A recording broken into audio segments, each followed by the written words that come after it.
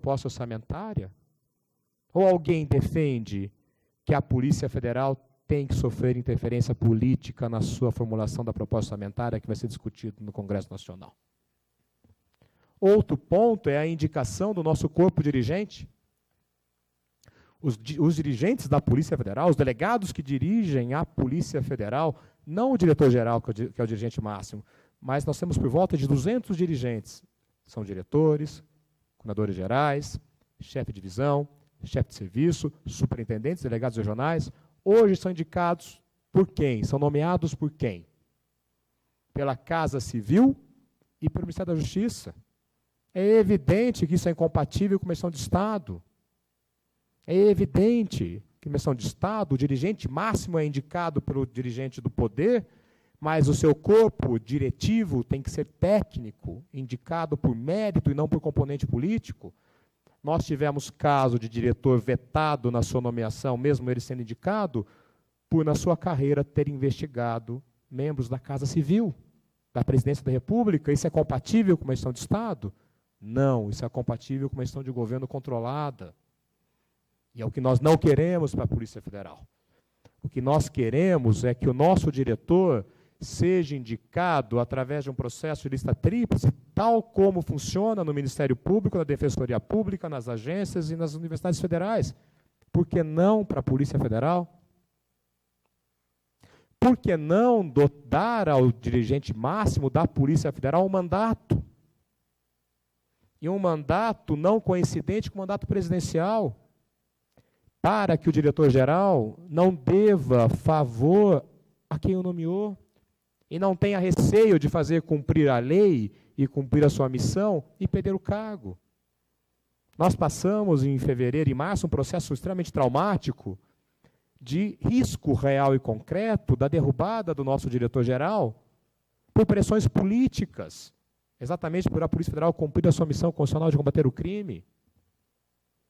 Se o diretor-geral praticar um ilícito, tem que ser tirado. Mas se não, se a Polícia Federal está realizando o seu papel constitucional, não é razão suficiente, nem mínima, para se trocar diretor-geral. Então tem que ter um mandato de 3 anos, com a possibilidade de uma prorrogação, para que não seja coincidente com o mandato presidencial, para novamente reforçar que uma instituição de Estado não é uma instituição de governo. E nós temos que ter a nossa autonomia administrativa para, nos termos da lei, atender a nossa missão constitucional de poder criar a delegacia de corrupção, de poder criar as delegacias necessárias de acordo com a necessidade e a demanda da sociedade, e não de acordo com interesses políticos. Nós fomos obrigados a criar delegacias no passado recente, onde sequer havia demanda, porque lá era a cidade natal do ministro da Justiça. E nós não sabemos o que fazer com aquela delegacia. Mas somos obrigados, porque se é a cidade natal do ministro, tem que criar a delegacia. Isso é interferência política, uma instituição do Estado. Isso é influência política, uma instituição do Estado. Isso é inaceitável numa construção de democracia e Estado que nós queremos, ter ainda situações como essa, de interferências políticas nas nossas ações. Então, o que nós queremos e buscamos, através da aprovação da autonomia, que hoje reflete na proposta de emenda à Constituição 412, é proteger uma instituição que vem cumprindo a sua missão e que vem sofrendo por cumprir a sua missão, vem encolhendo por cumprir a sua missão, sem afastar de qualquer forma controles. Controle social, através da transparência, controle externo na nossa atividade fim, através do controle do Ministério Público, sem subordinação ao Ministério Público. Somos instituições independentes, ou talvez interdependentes, mas sem subordinação, e é bom que não haja subordinação, para que não haja superpoder. Nós não podemos construir superpoderes no país. Isso é característica de Estado fascista, não de Estado democrático, o superpoder. Nós temos que desconcentrar poder, não concentrar poder. Vamos tomar esse cuidado de não criar superpoderes, mas sem afastar da polícia o controle externo, na atividade finalística, através do controle do Ministério Público, controle da sociedade, sem afastar a justiça do seu papel de controle e sem afastar os órgãos de controle e fiscalização administrativo, Tribunal de Contas e Controladoria Geral da União, ou ex-Controladoria Geral, hoje Ministério da Transparência, para que nós tenhamos capacidade de agir, condições de agir, liberdade de agir controlada, e o inquérito policial é o melhor instrumento de combate ao crime, porque ele é controlado. Se nós acabarmos com o inquérito policial, nós vamos fazer o quê? Inquéritos de gaveta?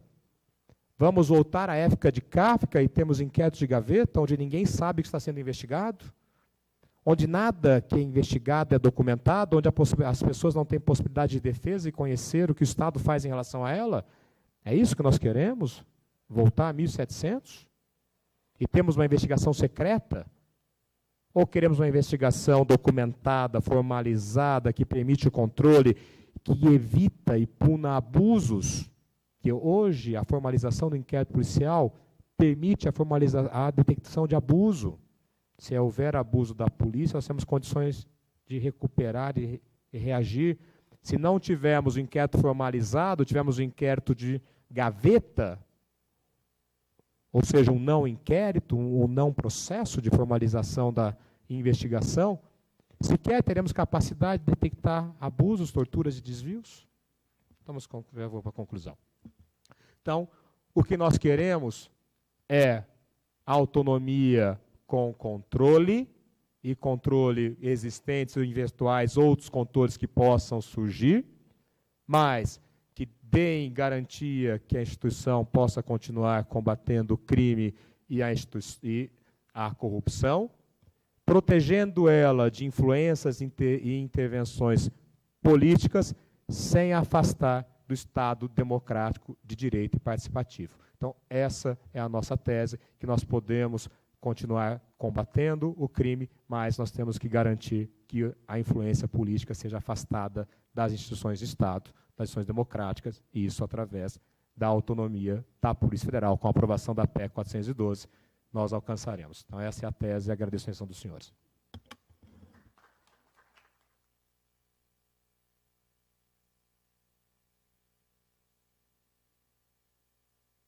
Você não gastou os 5 minutos. Não, acho que esse recado eu agradeço a disponibilidade, eu deixo para os próximos oradores que me seguirão.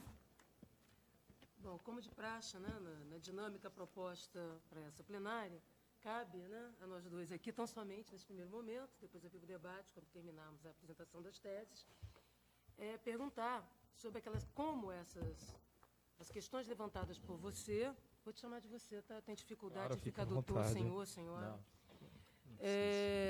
Respondem, acho que em parte você respondeu, mas talvez seria bom, então, você usar esse tempo para explicitar aqui para os nossos pares como essas suas propostas se relacionam, né, com o controle interno. Quer dizer, de que maneira, né, a autonomia proposta para a Polícia Federal dialogaria de forma substantiva com o controle interno. Também, que medida, que nível, de que intervalo de transparência seria desejável para garantir esse controle e governabilidade dessa polícia? Da mesma maneira, de que forma essa autonomia garantiria integração com os demais atores do sistema de segurança e justiça criminal? Também, outra questão colocada é a da valorização. Como tais medidas propostas por você poderiam contribuir para a valorização dos executivos de segurança pública ou os profissionais da Polícia Federal? E, por fim, uma pergunta que eu não sei o quão direta e indireta ela é para as suas propostas, né, seria o impacto na resolutividade, talvez, dos crimes e aqui, mais especificamente, nas mortes violentas. Eu faria uma pergunta que, na verdade, tem a ver com todas essas. A senhora me passa sacola. Não, está aqui. Me mandaram, eu também estou colando. A pergunta que eu acho que talvez fique de fundo é a distinção entre independência político-partidária e autonomia institucional, porque isso tem a ver com níveis decisórios, com governabilidade democrática, autonomia plena, ingovernabilidade, dependência plena, ingovernabilidade. Então, aí, o que se quer? É uma autonomia com subordinação, porque...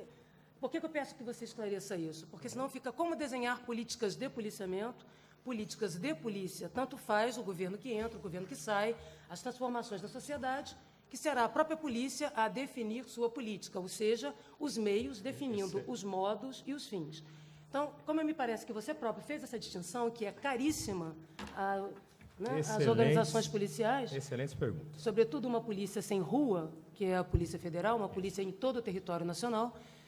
Se você pudesse esclarecer, eu acho que assim os nossos colegas aqui teriam mais clareza do alcance dos seus argumentos. Excelentes perguntas. Vou começar, vou seguir a ordem. Como quiser. Na colinha e depois enfrento a última.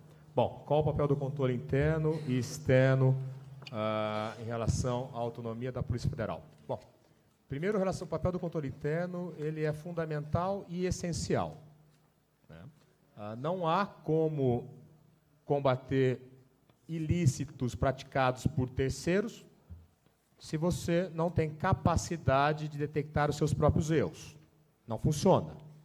Por quê? De alguma forma, a influência interna para evitar ou que irá agir em momentos que você alcançar níveis maiores nos problemas, nas pessoas enfrentadas, ela impedirá que você alcance esses níveis. Então, controle interno. Sempre que a instituição tem maior autonomia, tem maior poder, tem que ter maior controle interno e tem que ter menor a capacidade de aceitação de desvio. Hoje, a Polícia Federal ela é reconhecida por ser uma das instituições que tem o maior controle interno da República. Nós temos uma unidade de contra-inteligência, uma divisão de contra-inteligência, que é extremamente eficaz e extremamente eficiente na detecção de desvios praticados por policiais. Nós passamos por um processo de depuração interna muito grande na década passada. Delegados, agentes, peritos, escrivães, papiloscopistas administrativas foram presos e postos na rua por razão de desvio. E hoje nós temos a consciência clara e evidente que qualquer desvio, por menor que seja, deve ser severamente punido, pois a nossa credibilidade, a nossa capacidade de continuar atuando depende da nossa capacidade de cumprir a lei e seguir a lei. Então, o controle interno tem que ser efetivo e não pode ser permissivo. Tem que agir e tem que agir com independência interna. Tem que ter a capacidade de punir em caso de desvio. Então, a Polícia Federal é um caso de sucesso de controle interno. Nós temos a nossa área de contra-inteligência que investiga crimes praticados por policiais e temos a nossa corregedoria que apura desvio de condutas formais em nossas investigações e nossa atividade administrativa, também reconhecida por sua seriedade e por sua eficácia. Então, sem afastar o controle administrativo do CGU e da TCU, que já entra no controle externo, e o controle do Ministério Público na nossa atividade de investigação. Então, primeiro, controle interno e externo é fundamental para que qualquer instituição continue saudável e continue no caminho da correção. Que nível de transparência é aceito? Transparência administrativa total. Total. Evidentemente que nas investigações criminais há o sigilo imposto pela sociedade para preservação da investigação e para preservação da intimidade do investigado. Mas nos atos administrativos da corporação, da instituição, a transparência tem que ser total e absoluta, resguardado aquelas informações que coloquem em risco a segurança da sociedade e do Estado. Como gerir de forma integrada as instituições? Nós temos uma dificuldade imensa de integração no país. Até dezembro do ano passado, eu atuava na coordenação de tecnologia da informação da Secretaria Extraordinária de Grandes Eventos do Ministério da Justiça, que teve a função de coordenar a segurança da Copa do Mundo e das Olimpíadas, e, através do projeto que nós construímos, 12 centros integrados de coordenação e controle. Acho que amanhã haverá, tem um painel, inclusive do Alex, que trabalhou com a gente nesse projeto, e que há um projeto de estender os centros integrados de comando e controle para todas as capitais do Brasil e região de fronteira, que, entretanto, nós temos uma dificuldade imensa de integrar efetivamente. Construir o centro e até desenvolver sistemas e tecnologia foi fácil. Qual é a nossa grande dificuldade? Integrar instituições e fazê-las que atuem de forma coordenada e cooperada. E por que nós não conseguimos integrar e cooperar? Porque hoje, infelizmente, o país vive uma guerra entre instituições. Uma instituição querendo ocupar o espaço da outra. É uma instituição querendo tomar, dentro do desenho constitucional, o espaço da outra. E ninguém vai integrar com quem quer te tirar o espaço da missão constitucional que você recebeu, com quem prega a sua extinção, com quem prega o seu enfraquecimento, com quem prega a ocupação ou encampação das suas atividades. É impossível integrar instituições se nós não tivermos uma pacificação institucional, que nós não tenhamos um quebra-cabeça, um arcabouço constitucional, onde uma instituição respeite o poder da outra, e não, através de entendimentos sequer legais, diminua ou avance sob a atribuição de outra instituição. Se continuarmos nesse caminho de decisões sequer legais avançarem sobre espaços institucionais de outra instituição, é impossível a integração. Uma instituição não confia na outra. Uma instituição não trabalha com a outra e não quer trocar informação com a outra, porque enxerga na outra uma inimiga, uma adversária que quer ocupar o seu espaço. É isso que nos impede de, efetivamente, em termos de integração, a Polícia Federal hoje é uma instituição nacional, e se dividirmos ela em várias pequenas agências, como se propõe, nós teremos o mesmo problema que os Estados Unidos teve na época do atentado de 11 de setembro, que as instituições de combate ao crime não conversavam uma com a outra. A nossa sorte é que nós somos uma instituição nacional. Se quebrarmos a Polícia Federal em vários pedacinhos, em várias agências ou departamentos, como se propõe, nós teremos dificuldade de integração, porque passaríamos a ter um espaço de competição e não cooperação. E nós temos que, efetivamente, fazer funcionar o Cinesp, o SUSP e todos os sistemas de integração previstos que nós não conseguimos tirar do papel, para que as instituições, sejam estaduais, municipais e federais, possam compartilhar, integrar e se coordenar. Sobre a valorização dos profissionais, não tenho dúvida que nós temos que valorizar o profissional, dando o respeito necessário à missão constitucional para que ele foi admitido e a do seu cargo, sem, entretanto, admitir transcendência de atribuições. Não vai ser ocupando atribuições de outros cargos que nós vamos valorizar profissionais. Não é essa a solução, essa é a não solução.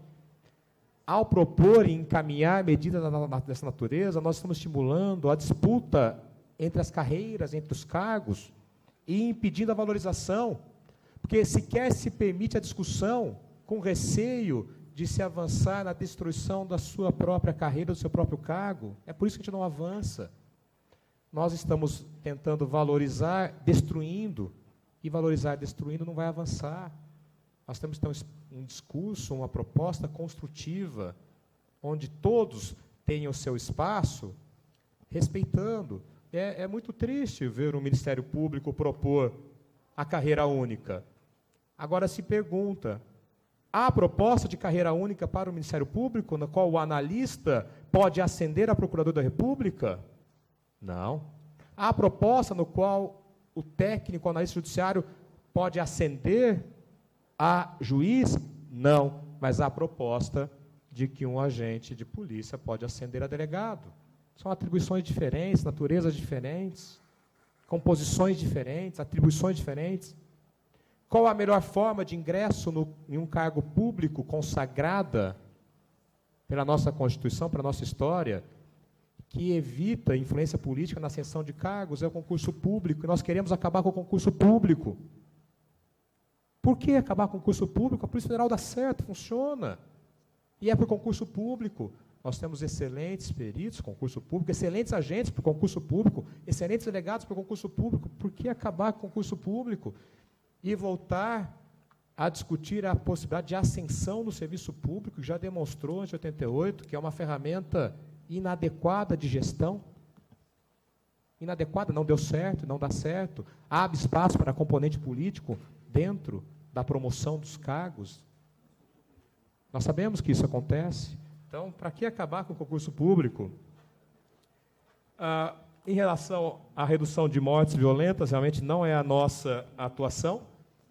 Nós temos poucos casos de investigação envolvendo morte violenta, mas nós temos 100% de resolução de casos envolvendo mortes violentas, em razão, inclusive, da pouca quantidade, porque é uma realidade.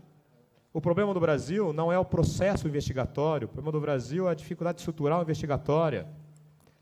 Nós temos não investigações por falta de estrutura, a investigação realmente não acontece por falta de estrutura. A Polícia Federal, que tem estrutura, todos os crimes violentos de morte envolvendo crimes federais são investigados e solucionados. Ou seja, a não resolução da morte violenta é porque é o inquérito policial, e nós fazemos o inquérito policial e achamos, é porque não tem estrutura, e às vezes até tecnologia para se investigar o crime. Acredito que não seja o inquérito policial, pois a Polícia Federal demonstra que o inquérito policial funciona. Nós conseguimos resolver todos os crimes violentos, de morte violenta, porque nós temos condições e estrutura para fazê-lo. E o último tema é a diferença da autonomia e da independência. A independência pressupõe uma total afastamento e total liberdade de atuação, enquanto a autonomia ela pressupõe uma liberdade para atuar de acordo com definições. O que nós pregamos? O que nós pregamos é que nós tenhamos estratégias nacionais. Assim como nós temos a ENCLA, que é a Estratégia Nacional de Combate à Corrupção, nós tenhamos uma estratégia nacional de combate ao crime no país. Que nós, enquanto sociedade, tenhamos a capacidade de definir políticas de médio, curto, longo prazo, para que nós tenhamos a capacidade de colocar metas às instituições, que nós tenhamos, através de um processo inclusivo, social, legislativo e de Estado, capacidade de definir prioridades, definir indicadores, e a partir da definição de indicadores, que a instituição saiba qual é o seu objetivo, qual a sua meta a alcançar naquele período de 1, 2 a 5 anos, e tenha, então, a autonomia para fazê-la. Nós não pregamos a autonomia para que nós possamos escolher o que fazer. Nós pregamos a autonomia para que nós tenhamos a capacidade de, junto, o Estado brasileiro, definir o que precisa ser feito, e, uma vez definido o que precisa ser feito, nós tenhamos a capacidade, a autonomia para fazer. Então, não é criar um poder independente, não é criar um órgão que não presta contas, não é criar um órgão que se autodetermina. Nós não queremos a autodeterminação. Nós queremos a capacidade de cumprir a determinação das nossas estratégias, nossas de Estado brasileiro, das estratégias previstas em lei, das estratégias previstas e criadas por todo o corpo social, sem ter interferência política, obstando que a gente consiga alcançar aquelas metas, aqueles indicadores, aquela política construída de forma coletiva, construída de forma colaborativa. Espero que eu tenha respondido a todas as suas perguntas e obrigado por elas.